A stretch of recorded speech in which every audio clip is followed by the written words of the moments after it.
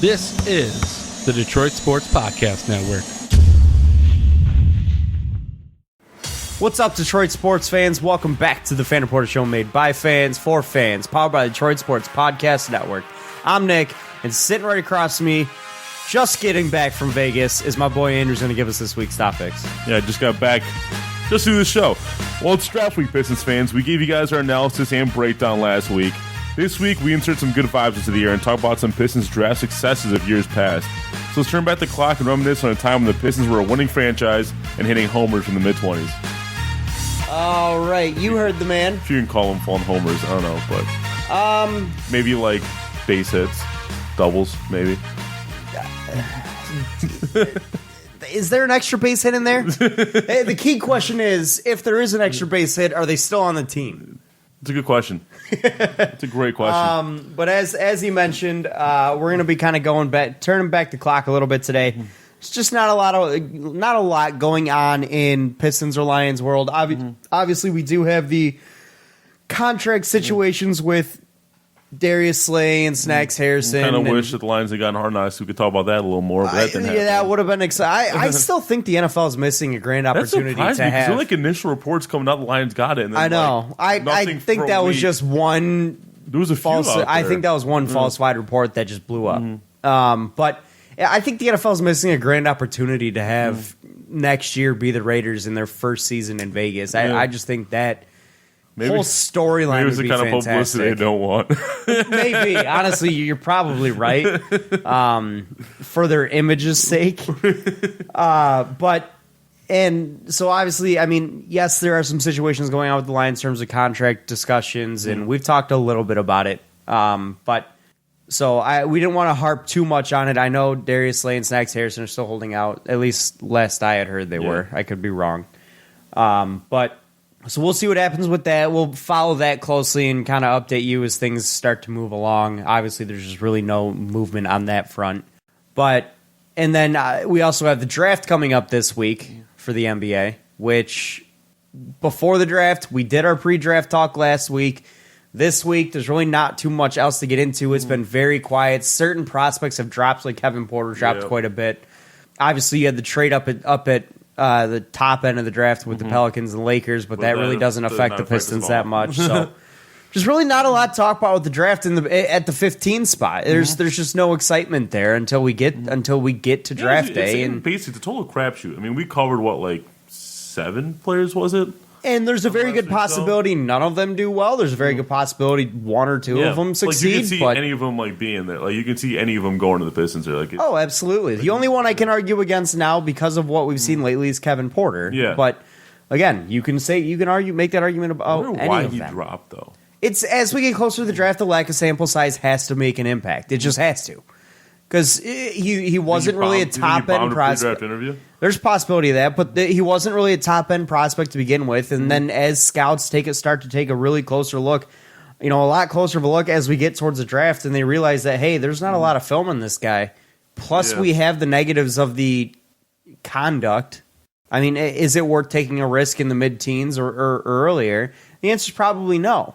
Especially when you've got guys that are probably similar in quality as in terms of prospect quality, and it's almost just not worth the risk for some of these teams. So that's why you'll see a guy like that drop. Lack of tape, conduct issues, character problems galore. There's a lot of possibilities there. Along with he also had a big injury, didn't he? He did. He had a knee injury. That's right. So I mean, that's 3 strikes right there. There's your explanation for why the kid's dropping. So, unless I'm getting mixed up with someone else, I believe. I think he did have a knee injury. I think you're right on that. But anyways, so Andrew, I'm going to let you go ahead and kind of introduce what we're doing here, and then we'll take it away. Yeah. So this is stemming from an article by Eric Black on Fanside, the Pistons Powered, and basically what he did, he put together a all draft team. I haven't read the article. I just kind of was skimming through, and I noticed it. I'm like, hey, this could be an interesting thing to do on the show. But so I think what we're going to do is, do we want to do an all draft team, or do you just want to give our standard top 5? What are you thinking here? I think we should just do a starting lineup. I think going through a whole roster would just be a waste of time because we could throw in some bench considering players. Most of the bench would like just be really absolutely weak, trash. We could throw in some highlight bench players. We'll throw in some highlight bench players. There's a couple of guys that you can honestly mention as potential. But, the bench for the most part would not be that deep. I honestly think you'd be rolling like 8 deep. But I like that idea. I did actually also afterwards, or I guess before, it's up to you.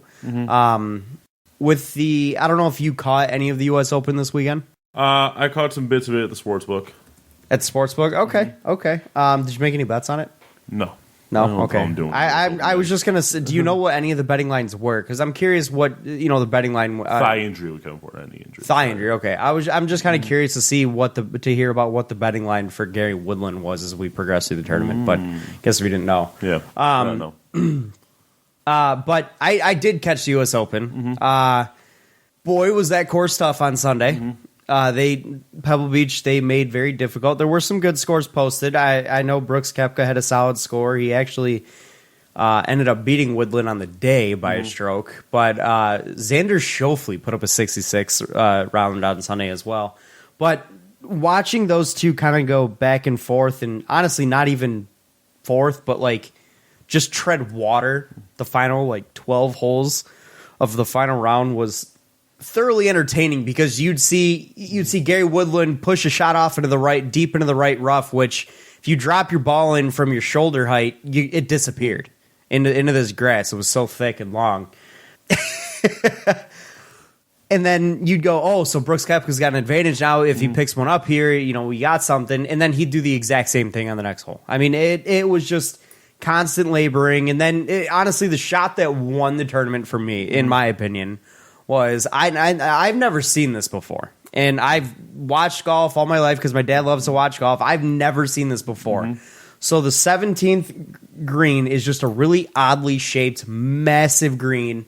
And there's a big cutout from the rough that jets into, it's kind of like a two-parter green where it's like a peanut shaped. And the cutout from the rough that goes into, from the right edge just really gets deep in there. And Woodland actually put his ball on the far end. Yeah. And for him to, and the way the slope was going, for him to try to even make a play at the hole on that putt, he'd have to be putting into the rough, essentially. Yeah. And so there's really no way for him to make a putt there. Dude's on the putting green, pulls out the wedge. And I've never seen somebody do that before. He pulls out the wedge on the putting green and chips a shot over the rough and honestly almost made it. Like it was within inches of the hole.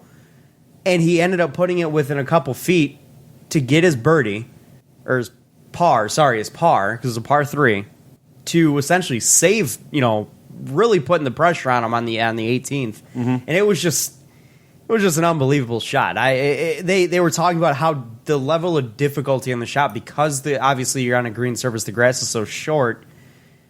The approach that you have to take at the ball is so difficult and different because you can't afford to take a hairpiece out. You can't afford to get a divot because you'll end up flying the ball over the green. You can't afford to hit it you can't afford to scull it too much because then you'll royally screw up your shot. You have to essentially hit it perfectly and put the right spin on it without taking up any of the surface with you. And he did it perfectly. It was the most perfectly strike shot I've ever seen, and I just went, wow. That's a golf shot. Got all people who had to maintain golf courses because everyone's trying to do that shot. Oh, God. Yeah, I feel bad for groundskeepers nowadays. I feel bad for groundskeepers now because the greens are going to get destroyed because people are going to be dicking around with that. Because damn well I'm going to try it. But... Well, no, that kind of takes me into the Detroit is finally getting another golf tournament this year. I don't know if you guys are golf fans. I play a lot of golf. Andrew plays golf with me a lot. So we enjoy playing the game, and actually watching the U.S. Open was one of the first times I can honestly say watching it on TV, I thoroughly enjoyed it. Like it was a very entertaining, enjoyable experience. Call me crazy, Joe Buck's perfect for golf. I mean, I actually thought his tone of voice works. I'll tell you that much. I thought he was actually very good. And a lot of people don't like Joe Buck for golf. I will say that. A lot of people don't. Really? I thought he did a very good job with his broadcast of the Open, of the U.S. Open this past week. I thought he didn't he didn't talk too much. He didn't talk too little. I thought he did a very good job, which is something that I don't know if the rest of the people our fan base knows, but I do not like Joe Buck. Yeah. I really just can't stand Joe Buck. Oh, yeah. So for me to say I thought he did a pretty damn good job, that's saying something. Mm-hmm. But so we do have a golf tournament coming back to Detroit. It's the Rocket Mortgage Classic, being played at Detroit Golf Club here at the end of June. We're actually only about 7 or 8 days away from the start. I'm going. Andrew, I don't know if you're going to be joining us, but I'm going to be going. It's just because I've been to a couple of golf tournaments in Detroit. I went to one at Oakland Hills, one at another course. It's an enjoyable experience. It's just like a cool experience to kind of walk the grounds and. I've never been to a golf tournament. Well, we don't have them ever here. Yeah. I mean, I think our last tournament would have been the Buick Open or the Ryder Cup, and that was years ago. So it's kind of a cool thing to be bringing golf back to the city of Detroit and actually being played in Detroit. Also, I think that is also that's also a cool thing. But I'm definitely looking forward to that. Andrew, I hope you do end up joining us. But no, and mind you, the last time I went to a golf tournament, I was young. So now I feel like I'm going to be able to walk around and truly experience walking the grounds at a golf tournament, and the field's going to be pretty good. I mean, I believe Brooks Koepka's confirmed, Dustin Johnson's confirmed, Ricky Fowler's confirmed, Justin Thomas and Justin Rose I think are both confirmed. You got some names. Likelihood that you're going to book a tee time within 24 hours leaving that tournament? Probably not high because I'm going Sunday. Oh, since when have you not golfed on a weekday? I said book a tee time. I didn't say go golf. I don't really book tee time. Like my tee times that I book are when I golf weekdays. It's twilight golf and there's no tee time. You just show up for most courses. Some of them I still say I call like an hour ahead of time. Say, guys have availability? Yes. Okay, I'll be there in an hour, and that's pretty much it. For weekend golf, I usually call the day before or the morning of, depending on when we're playing. If we're playing morning on a set, or if we're playing like a Saturday morning, I'll call Friday. If we're playing Saturday afternoon, I'll usually call Saturday morning.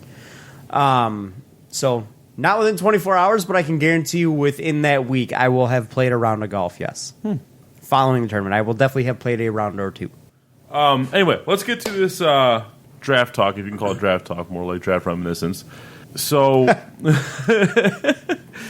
I say let's limit the players that. Actually, no, we'll say it later. Okay. I say let's just have at it. We can go first or second round pick. And we're keeping this from 2000 and later, right? 2000 and later. Okay.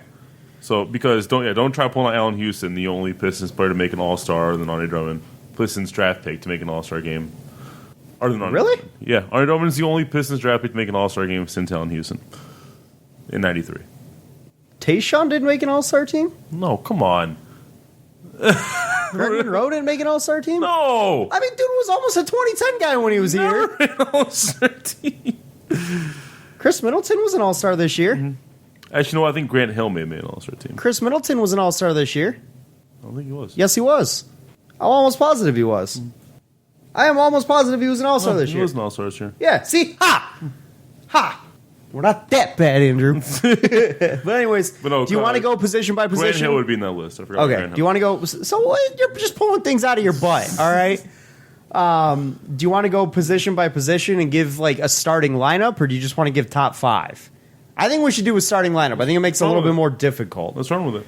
So let's start with the point guard.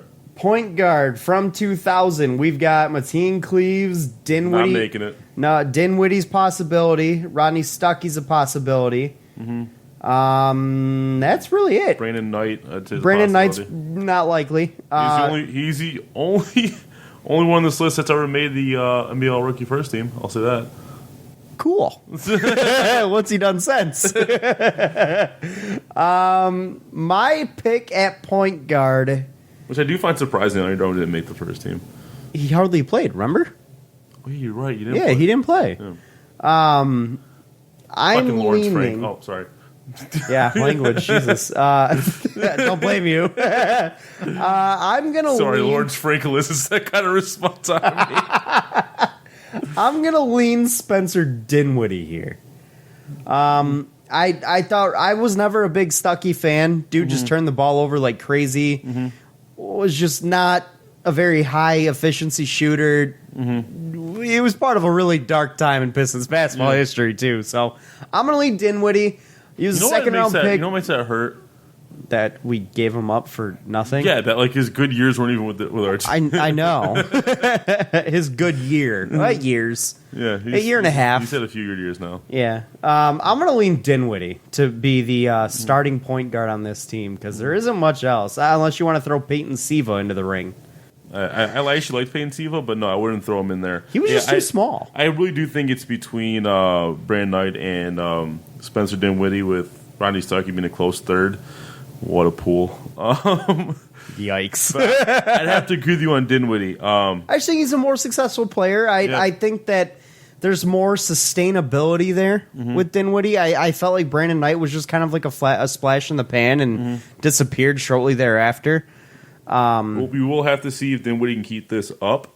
We are kind of getting the benefit of the doubt because the rise is true. You're not wrong. I mean, it's not like his numbers are that great in terms of shooting it for his career. He's still only shooting 41%, 32% from three, which isn't bad.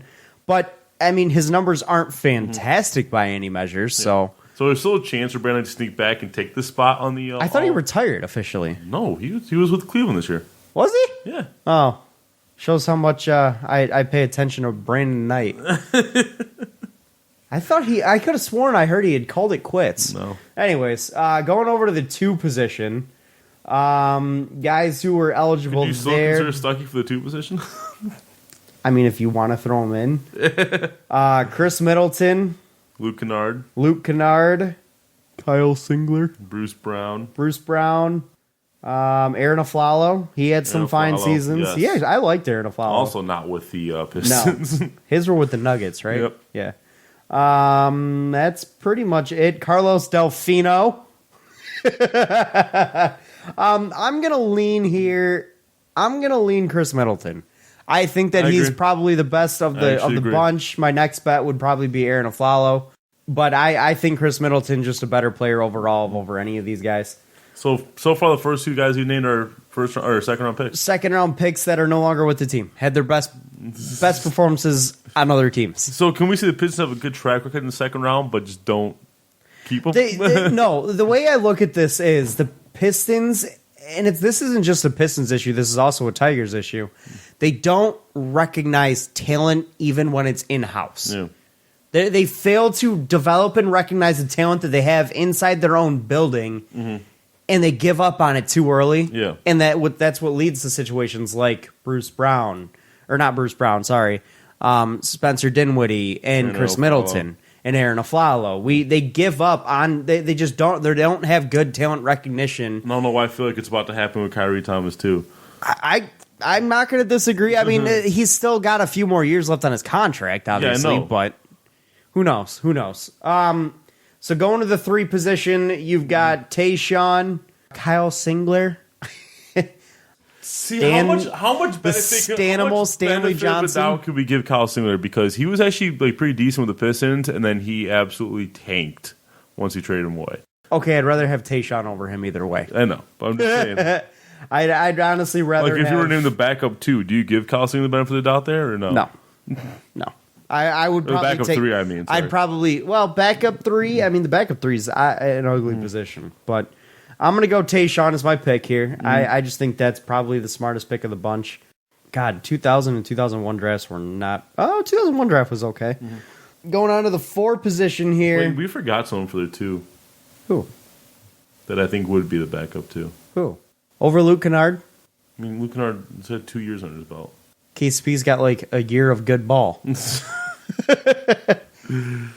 I mean, that's kind of a toss-up for me in terms of the backup, too. I mean, personally, I think Luke Kennard's a little bit better of a player, but I don't think we've seen the best of Luke Kennard either. We definitely haven't. I mean, he still has yet to even. And I think we have definitely seen the best of KCP. I don't think there's any more you're getting out of him. And the best of KCP has been better than what Luke Kennard this year, Luke Kennard showed stretches that were better than KCP. Yeah. I was saying, he still has yet to break double-digit averages in points. Right. Well, he doesn't have the minutes to do that. When they give him the minutes and give him the opportunity, he does break the double digits in points. I mean, no, I'm talking averages. Though. No, I know. When he gets the opportunity, you got to give him the opportunity to do it. But anyways, the 4 position I think is really down to about 3 guys. Wait, we didn't even name a backup 3. Is it Stanley? Do we need to name a backup 3? Is it Stanley? I'd rather just have Tayshaun play all 48 minutes. So no backup 3. We'll go 2 backup 2s in Kennard and KCP. Kennard will moonlight as the backup 3. I think the 4 might be the most interesting one. The 4 is the most interesting one because you have Mehmet Okur, Greg Monroe, Amir Johnson, and Jonas Jerebko. And I think Jerebko is kind of the odd man out there. Behind Amir Johnson. Wouldn't Amir Johnson more of a 5? Wouldn't you consider him more of a 5? I think he's kind of in the middle. I think Monroe's the same way. I think they're an in-betweener kind of type player. Yeah. You could play him at either position. If you want to name Amir Johnson the 5. No, because he had like the size of a 4, but he had like the skill set. Like the guy could not shoot. Amir Johnson? Yeah, no, I know. Was it? He was like, I remember correctly, I think he was the last player taken directly out of high school. I think he is. For good reason. Wow. Wow. He alone caused the rule change. But, I mean, if we're taking Amir Johnson and Greg Monroe out of that mix, I have to go Mehmet Okur. I mean, the dude played some really good ball for a long time. I probably wouldn't take him out because it's not like they didn't play those. Right, and honestly, for me, it's a 2-man race here. Yeah. It's between Monroe and Memo. I just feel like the minutes that Memo played for the Pistons were so valuable, and then he went to another team and played extremely valuable minutes for them as well. He just didn't have as lengthy of a career as you would like to see. He didn't have as lengthy of a career as you like to see, but then again, can you really count Greg Monroe's last 7 seasons anyways? I just feel like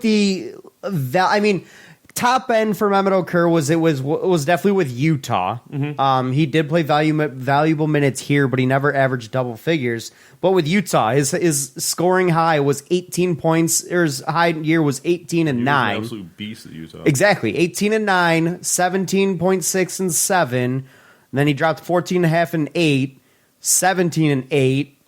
And then he dropped 14 and 7. Then you start to see him fall off as he got a little bit older. But yeah, remember he was on my fantasy team when he was in Utah. Dude was a monster in Utah, like straight up a monster for Utah, and he was also pretty durable too with Utah. Never played less than until his age 31 year. Never played less than 72 games. So, but I mean, and then you look at Greg Monroe's numbers, and are we considering Jason Maxiell here? Oh, that's a joke. Don't laugh too hard, Andrew. But Greg, I think you also have to give some shine to Jonas Jerebko on this 4. Jonas Jerebko was never anywhere close to what Memo did. Never anywhere close. No, I know, but I'm talking about the backup 4. Oh, backup 4. I'm talking starting 4. And I don't think you can argue Jonas over Memo or Greg Monroe. I think if you're going with one backup 4, it's going to be one of those 2 players. I don't think you can make an argument for Jonas over either one of those 2 guys. Because, I mean, Greg Monroe's high years and scoring 16 and 10. I mean, the guy was almost a double-double average almost for a solid 5 or 6 seasons with Detroit and Milwaukee. But I almost want to leave Greg Monroe for the center conversation because we don't have any other chance to talk about besides Donald Trump. Darko. I mean, we don't have to name backup at every position. I know, I just like to. It's fun. Why? Then if we're just doing it for fun, then throw in Darko. But no, Drummond's a clear winner. Drummond's a clear winner at the 5. Yes, yeah. I probably lean Memo, and then I go Monroe. Mm-hmm. I would probably put Monroe as my backup 4, with Jonas playing a tertiary 4 as well. Is Drummond the best Pistons drafter of the 21st century? Of the 21st century. As in 2000 and up? I think he's got some competition. It'd be either him or Tayshaun, I'll be honest with you. I actually was going to say Tayshaun's up there. I think the competition is between Tayshaun and then Dinwiddie and Middleton. I think you can't argue against Middleton right now because I'd say Middleton was better than Drummond this year. Even though Drummond was fantastic, Middleton was incredible. Like Middleton earned his money this year. For good reason. And Middleton was, coincidentally, the exact player the Pistons needed. Middleton was an all-star. So was Drummond, but Not this year. Drummond was not an All-Star this year. He was last year. Yeah, so Middleton was an All-Star. Drummond wasn't. You can also say that. But then you're talking about 1 year, though. So, like... Yeah. But, I mean, how many truly good years of Drummond have we had? 2? 2.5? So, I mean, what's the real sample size with him also? Where are you getting the high numbers for Jonas Jerebko? Because he never averaged 10 points in his career. In fact, his best season ever was his rookie year. I never said high numbers. His best season was his rookie year where he averaged 9 and 6. I never said high numbers. I just wanted to give him some respect for always being effective off the bench for us. I never said high numbers, though. Moderately, yes. Moderately. He started his rookie year, so his best season was when he started for the Pistons. He's never played more than 28 minutes a game in a season, like averaging over a season. He then left. He then had the Achilles injury in 2010, 2011, his sophomore season, so he didn't play that year. But then he came back the year after that and did not start any longer. 23 minutes was his next highest for the rest of his career. Yeah. So, and then he never played. And then he never averaged more than 20 minutes a game after that. I remember how much he endeared Pistons fans his rookie year too. Yeah. Pistons fans people loved him. Then again, you're talking about a very dark period of Pistons basketball where you just were looking for something to cheer for. Yeah. And he gave us a little bit. So we got the Swedish Prince. He gave us a little bit. Is he I'm curious. Is he the best Swedish basketball player? Okay, now you're doing too much digging. I'm curious. I'm actually curious. Who is the greatest Swedish basketball player? Sweden NBA players. Let's see. Currently, he is the only Swedish basketball player. Do you remember that? Fun fact, Andrew. There's only been 3 basketball players ever to come from Sweden. Jonas is one of them. Mm-hmm. Some dude named Damir Markota in 1985 and Jeffrey Taylor in 1989. And Jonas Jerebko has more games than both of them combined, and by 6 times. So Jonas is the best basketball player to ever come from the country of Sweden. Not a Big Ten basketball country, are they? No. At least NBA player. I don't know if they have their own league and they have some stars over there that they're hiding from us, but so we're looking at a lineup of Spencer Dinwiddie. Mm-hmm. But do you remember that Jonas Jerebko story with Joe Dumars? Yes, I just feel like it was over. I feel like you endear yourself a little bit more to it because of the fact that we had nothing else to cheer for. Dude was not that good. What's all that? Do you remember the story with Joe Dumars? No. The story that came out that I don't care when Jerebko was a kid, he was watching forgot what game. I do kind of vaguely remember. Might have been an Olympic game or might have actually been a Pistons game, but he got to shake Joe Dumars' hand in the tunnel and I do vaguely remember play for this. You one day. I do vaguely really play with you one day or whatever it was. Yeah, wonderful. That's a very cute story. Yeah, it's a little cute story. Dude wasn't that good of a ball player. Frankly, he doesn't belong on this roster, and that's saying something. But my 1, Spencer Dinwiddie. 2 is Chris Middleton. 3, Tayshaun. 4 is going to be Memo. 5 is obviously Andre Drummond. Backups in there being KCP I think Jerebko definitely belongs on on the bench. But what? We'll continue. I think he definitely belongs on the bench, but we'll continue. Behind Monroe? No. In front of Monroe, definitely not. If you have a bench, if you have a 2 front court, you're going to have what? You could probably have a couple centers, a couple power forwards in your bench. He's definitely one of those guys. I'd take Amir Johnson over him. Dude, Amir Johnson's had far better seasons than Jonas Jerebko ever did. Amir Johnson's had far better seasons in his career than... Okay, so you take Monroe, you take Amir Johnson over him. Yeah, at least Amir Johnson averaged double figures once in his career. Twice, actually. And you can have after that, Max Heel? I'd take Jonas over Max Heel. Max Heel was trash. So we're talking Dinwiddie, Middleton, Tayshaun, Memo, Drummond for the starting 5. Backups, we're looking at... did we decide between Brandon Knight and Rodney Stuckey? Probably take Knight over Stuckey. I would probably take Knight over Stuckey, too. Aflalo. Yeah. Or do you take Aflalo or KCP as your backup, too? I'd take Aflalo. Really? Yeah. I'd probably lean KCP over Aflalo, unless you give me Aflalo in his prime year, that 1 year that he was. we're taking the best overall player here. Yeah. Dude, Aflalo had a few years that he was quite good. He had 3 years averaging over 15 points a game. Yeah. He had a few years he was pretty damn good. Actually, his best season was technically with Orlando. I'll take Afflalo as my backup 2. I'll put KCP as like a tertiary guy. Backup 3, I'm honestly just going to have Kennard play out of position. Because Stanley Johnson is, and he may be our second best 3, so yikes. And then 4, backup is Moose. I'll probably throw Amir Johnson. I'll probably throw like a conglomeration of my 2 big men, like of my 2 big men positions of a mixture of Amir Johnson, Greg Monroe, Jonas Jerebko as like a 3-man backup rotation there. I mean, I don't see anybody else. Maybe you got to have Darko for the human victory cigar. You have to. He's got to be on the roster. Ooh, if only we were doing from 98, we'd have Bonzi Wells in here. Ooh. I didn't know he was a Pistons draft pick. Scott Pollard in 97. Jerome Williams. So, Ratliff. Let's close this up. I had a little more fun. Who do you think... Now, this is limited to first-round picks because you can't start throwing out no-name second-round picks. Who do you think are the 3 worst first-rounders in the 2000s for the Pistons? I mean, there's no question Darko's a big one. Especially with what was taken after him. Mm-hmm. It's arguably the biggest draft blunder in the history of sports. Mm-hmm. Let alone basketball, but sports in general. Got to throw in Rodney White. I do think you got to throw in Rodney White. Like 10 games for the Pistons? I honestly think you got to include Henry Ellenson into that as well. I mean, he wasn't a very high pick. He was 18th overall, but dude just straight up did nothing for the Pistons, and they gave him the opportunity. They definitely gave him the opportunity to do something.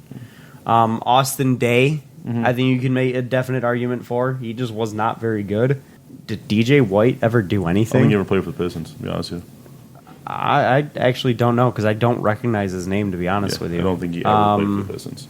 So I wouldn't even count him.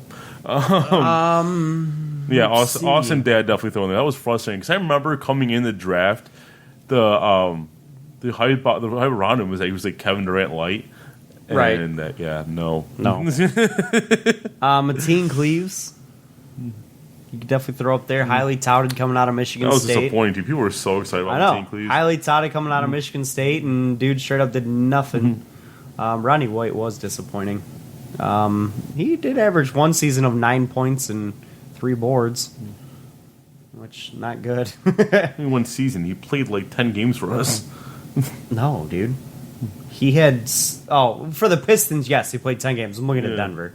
I'm looking overall because Spencer Dinwiddie played like what 20 games for us. I was about to say because Chris Middleton played what 25 for us. The thing I always remember about Rodney White is I used to go to the YMCA after school, and one time we were playing. Fun fact: DJ White did not ever play for the Pistons. And one time we were playing basketball at the gym at the YMCA, and Rodney White walked in, and he was the rookie. Like it was before the season started. He was still the rookie draft pick, and from that point I got super. That was the first time I ever heard Rodney White. And I got I wonder when's the guy that I got to meet at the gym gonna play? And then it was never did. 10 games and it never did. Carlos Delfino. I actually think he was a little bit better than most of these guys. Sadly. Also, I always wonder what the hell Rodney White was doing at a YMCA in Farmington Hills. I don't know. But that's how bad he was. I mean, there was a stretch that we had some draft picks that were serviceable players for a period of time, Monroe, Brandon Knight, Andre Drummond, KCP, and we didn't have a first round pick. But then things just straight up, the tires fell off after that because then you got into Stanley Johnson, Henry Ellenson. Yeah. Luke Kennard's all right now. I mean, I expect him to be a better player, so I feel like we kind of righted the ship, but we didn't have a Bruce. Kyrie Thomas isn't even on this list. Fun fact: he's not a first round pick. Neither is Bruce Brown. Yeah, Kyrie Thomas is not this is all draft picks of the Pistons history. Kyrie Thomas is not even on here because he technically wasn't a Pistons pick. That's why he was someone else's pick that we traded for. He's on the list I'm looking at. Yeah, because we traded for him. Yeah. This is Basketball Reference right here. This is like that DJ White guy. Yeah. He was technically a Pistons pick, but the rights to him were traded right away. Not DJ White. Yes, DJ White. No, dude, I'm looking at it. Yes. Sorry, I'm thinking You're thinking of Rodney White, DJ White. Mixed up. So Kyrie Thomas is the same situation. He was drafted by somebody else. Pistons traded for his rights right away. That's how they that's how they circumvent the whole you can't trade 2 consecutive first round picks rule. Is they trade for a player's rights. I know. But Yeah, so I think technically wasn't a Pistons pick. I think it's and plus he wouldn't even be in this conversation right now. No. So, I'm just saying that I found it interesting that it wasn't even on this list. Yeah, but I would definitely say your three worst are Darko, Rodney White, and Austin Day, and then I would put. Who's worse? Who do you say is worse? Austin Day or Henry Ellenson? Because I think that's actually a close call. That is honestly kind of like a close. I'll say, well, they were kind of taken similarly in the draft. I mean, Austin Day technically has had the better career so far. Man, I don't know. I might have to give Austin Day the edge. As sad as that is. But why? He at least got, Austin Day at least got some decent playing time with the Pistons. It was actually a decent Not really. He was actually a decent 3-point. His minute high in his career was his second season, and he averaged 20.1 minutes a game. That's more than Henry Ellenson even touched. After that, he never had a season over 15. Yeah, that's more than Henry. He's never, other than that one season, he never had a season over 15. He was always got decent minutes. He was always in the rotation. Henry Ellenson barely even played. Not really always. Let's look at Ellenson's averages here in terms of minutes. I mean, towards the end of it, he got a lot more run.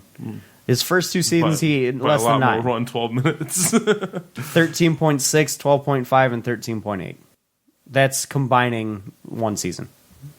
So, yeah, because he averaged 13.8. Well, he's only played 3 years. He averaged 12.5. He's only played 3 for the Pistons, yes. Yeah, he averaged 13.8 with the Knicks. So, I mean, he's only had one season over 10 minutes. And his numbers managed to be actually worse with the Knicks with more minutes. I know, but in terms of total career stats so far, Henry Ellenson's are actually better. He averages more points a game. Yeah, 6.0 points a game versus. That's not total career stats. That's 4 points. That was for this season. Yeah. Which did Austin Day ever hit that? I'm just out of curiosity. Yes, he did in the second year. It's the only time he ever hit over 5.1. He hit 5.1 twice. He hit 7.5 in his second season when he averaged 20 minutes a game. I mean, I don't even know if you can give the edge to any guy. They both suck. Badly. I feel like I gotta say that Austin Day was a bigger disappointment just because he was with the Pistons a little bit longer. They gave him an opportunity and he still sucked. And he was taking 3 picks ahead. And the hype around him coming out. That's the disappointment there. I mean, I think you're right about the fact that something we do need to factor in is who did we take behind him. Who was taken behind him, and not. I mean, I don't with recall Henry much being Ellenson, you taken had with Malik Ellenson. Beasley and Karis LeVert behind him. That's about it. I mean, Karis LeVert's a solid player. Pascal Siakam at 27. That was a whole. Yeah, but nobody pick, so projected him to be anything. Kind of like Draymond Green. Picks. Nobody projected him to be anything. What's the case with Austin Day? I'm talking about the guys directly behind him. So right. What's the case with Austin Day? I'll tell you right now. With Austin Day, directly behind Austin Day, James Johnson, Drew Holiday, Ty Lawson, Jeff Teague. Yeah, I'll take all those guys over him. Especially Drew Holiday and Jeff Teague. Please and thank you. So yeah, I'll say Austin Day is the bigger disappointment. James Johnson's even still effective too. I mean, I'd take those other two guys first. But yeah, I'm gonna lean Austin Day as my number 3 here. Darko 1. Who did we say was 2? Rodney White, and then Austin Day 3, and then I'm going to say Ellenson was a close 4. Close 4. For most disappointing. Yeah. Isn't it fun that when we talk Pistons, we get to do that? Oh, man. What a depressing time in Detroit sports. Man. That about does it for us. Though. Yeah, that is going to close it out for this week, guys. Not a lot to talk about. We decided to have a little bit of fun today. Obviously, we have the draft on Thursday. We did do our draft covers last week, so definitely listen to that episode if you haven't yet. And next episode, obviously, we'll give you the recap of the draft and everything. So we'll be really kind of pushing into the NBA offseason with that for the Pistons, because it'll just give us a better outlook on what we're looking at in terms of who becomes an asset on this roster, a tradable asset due to contract situations, and what we can do to move them and create some flexibility or bring in some actual here and now playing assets. So we'll get into that next week, guys. We thank you for listening. Check us out on Twitter at Real Fan Report. If there's any topics you want us to talk about, let us know.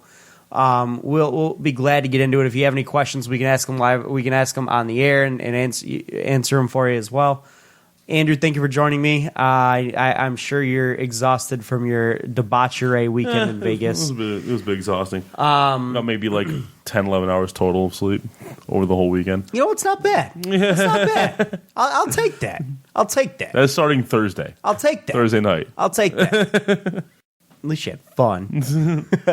But anyways, guys, definitely check out our live show at www.twitch.tv/thefanreport.